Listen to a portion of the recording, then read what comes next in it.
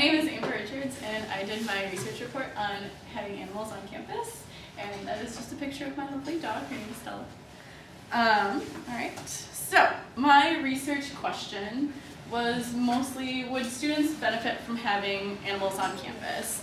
And kind of like a side question, more of something for me, like would stress decrease and performance increase? Things like that, because we know a lot of the times animals help for many different reasons, whether it's bringing down blood pressure, anxiety levels, anything like that. My hypothesis, of course, from that would of course be the overall mood of students would increase, because I mean, who doesn't like cute fuzzy creatures? And through all of this, students would be less stressed and more likely to succeed at school, because one of the main factors with a lot of the stress is, of course, the workload and things like that, and if animals are around, maybe that'll help them to perform a lot better. So a little bit about me and why I'm interested. My major is animal science, and I actually have an animal at my parents' house, and there's also one at my apartment. Actually, there's two at my apartment now. The one on the left, or my left, or your left, is my dog Stella. We actually got her after my senior year, and so I actually do have experience with the benefits of not having an animal versus having an animal. And like I said, with the blood pressure thing, my parents actually experienced a decrease in their overall blood pressure once we actually got my dog, which I found to be incredibly interesting. And then Mocha, who's at the apartment, is my roommate's dog, and we also have a cat named Penny. So my situation was I was basically just a student addressing President Kaler on the benefits of having animals on campus. We currently do have a program in place. It's actually called PAWS, but it's only over on the Minneapolis campus. And from what I understand, it's the first Wednesday of every month, or it's every other month or something like that. And like I said, they're only on East Bank. So being available to all, I mean, it is available to all students, but some of us don't actually have the time to go over to East Bank, or none of our classes are on East Bank, so it makes things a lot more difficult. So my areas of the research triangle, for text, I actually used the Small Animal Care and Management book. I'm currently using this book in my Small Animal Management class that I'm taking. The online sources, I used a lot of research articles. Most of them are in hospitals or nursing homes or working with children, and a lot of the times is also with mentally disabled people. And this actually makes it a lot more difficult for me because there is actually no studies currently done on the effects of animals for college students. So I had to take the findings from these articles and somehow relay them into the effects for the college students. So I found that a lot of the times the effects are going to be the same. Obviously decreased levels of anxiety, depression, as I had mentioned before. But it was very interesting to do all this research. And then I also used the American College Health Association National College Health Assessment, which is quite a mouthful. But they do a health assessment of different types of college students. They do undergraduates, they do graduates, they can do an overall look. And I found most interesting, that I will also mention later on in my presentation, that 30% of their test range actually stated that stress is the main factor that affected their performance levels in college. And then for my empirical source, I used a survey.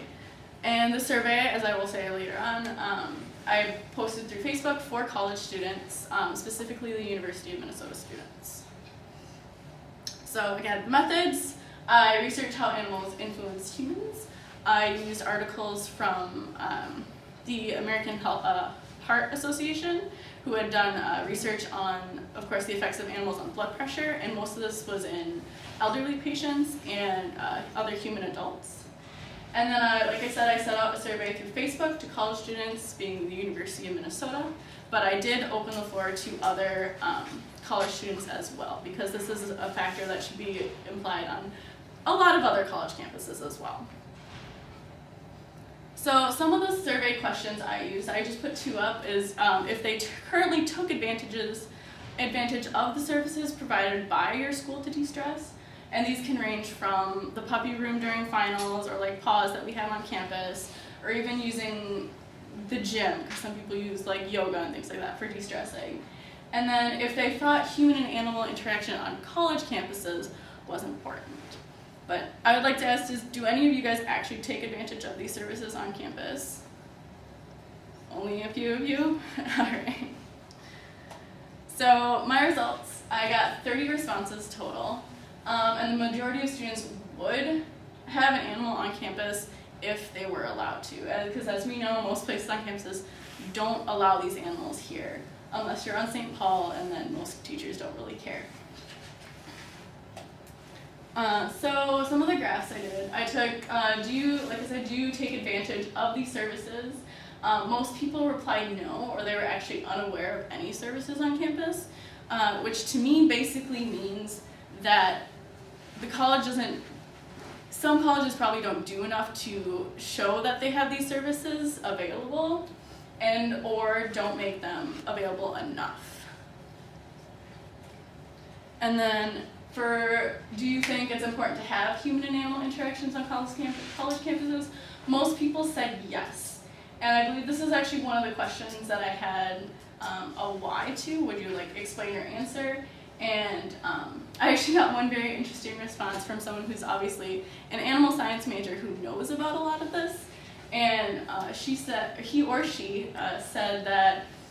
it does lower, they said, like I've done before, that lowers blood pressure and anxiety levels. And a lot of the certified animals are just a huge benefit to everyone. So I thought that was very interesting. But then later, when I later asked, do you feel like it would be beneficial for human interaction with animals on campus? As you can see, there was actually 4 people who said no to this answer. Only one person only said no to the other question. All right. So limitations for this, small sample size, I only got about 30 people, which I would have liked to have more. Only 10 questions were allowed because I did use SurveyMonkey. Like I said, no studies were done for college students. And like I said, again, all studies were currently medically related.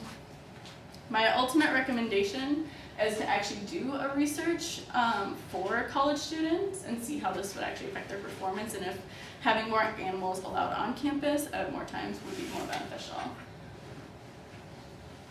Any questions? Laura. Alright, this is Laura. Just given the fact that so many people are allergic to like dogs and cats, like when you're proposing having them on campus, like would they be like in a certain area or allowed to go anywhere?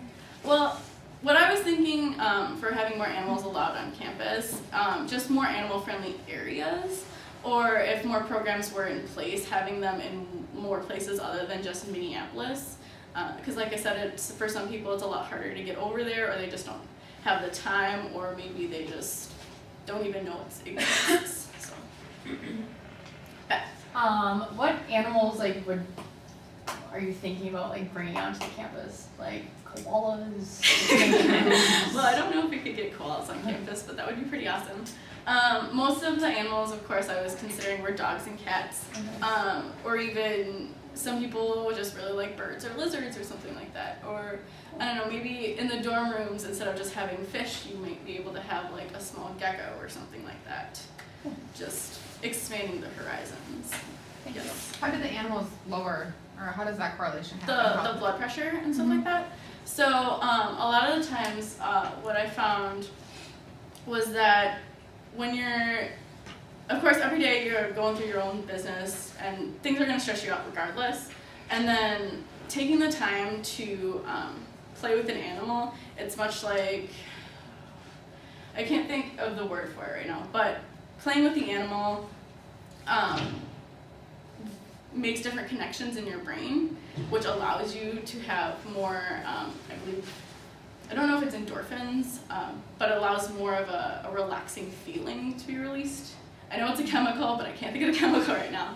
But it is a more chemical release in your body that allows you to decrease in that, and the overall effect is a decrease in blood pressure.